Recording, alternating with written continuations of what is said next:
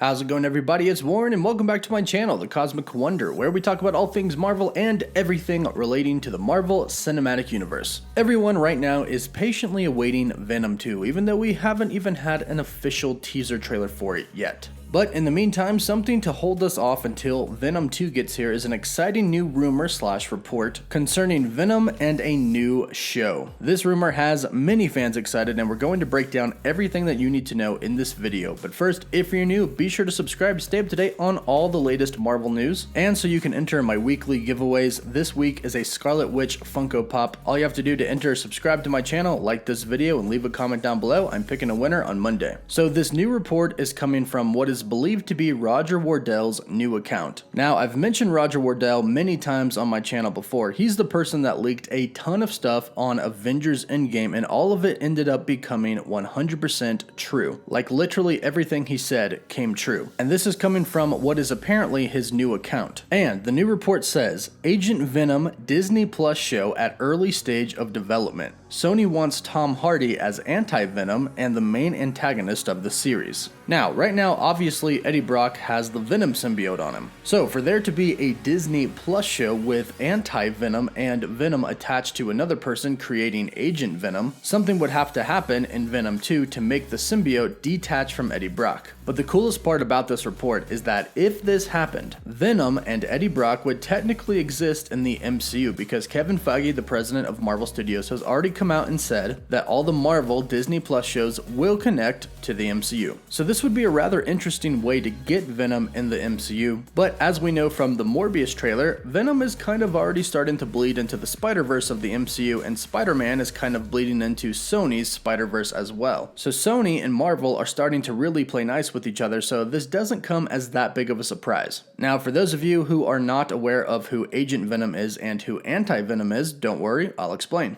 In the comics, Flash Thompson, who we've also seen in the Spider-Man Homecoming films, goes from picking on Peter Parker and being his bully to actually becoming quite close with him. He would end up joining the military, but unfortunately, he would end up losing both of his legs to war. But he ends up regaining his legs thanks to an experiment where he bonds with the Venom symbiote. Flash would end up being able to control the Venom symbiote using some drugs, and he would go on to become Agent Venom, doing good, fighting for the military. And something that him and Eddie Brock have in common is that they've both been the host of Venom and Anti-Venom. Anti-Venom actually started when Eddie Brock separated from the Venom symbiote. Eddie would end up later on getting cancer, but he was cured by Martin Lee, the alter ego of the supervillain Mr. Negative. He used his powers to heal Eddie, but in the process, he accidentally infused the remnants of the symbiote in Eddie's bloodstream with his power and ended up fusing the remnants of the Venom symbiote with his white blood cells. This created a new kind of hybrid symbiote, and the new symbiote came out when Venom tried to reattach to Eddie Brock. Eddie would end up calling this new symbiote Anti-Venom, as it had some very specific powers that the Venom symbiote did not have, including producing antibodies that can cure any known disease and remove any other impurities within a human body.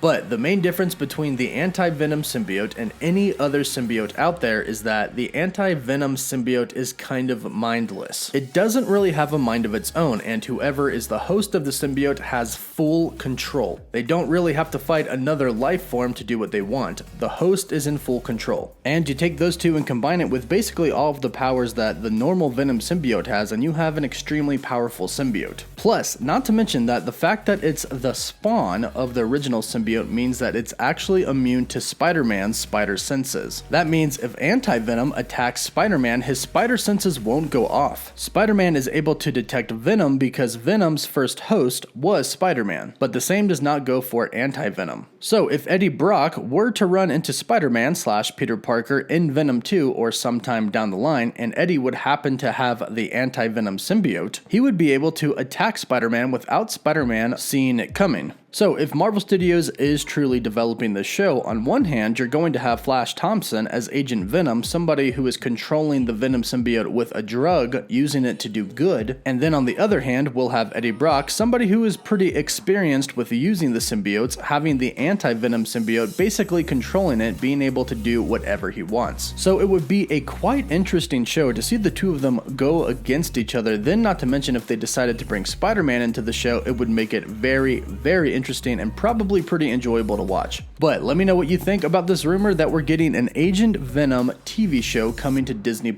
Let me know your thoughts in the comments down below. Don't forget to like the video and subscribe to stay up to date on all things relating to the MCU. For live updates, you can follow me on Instagram and Twitter. And as always, thank you all so much for watching. Woof woof.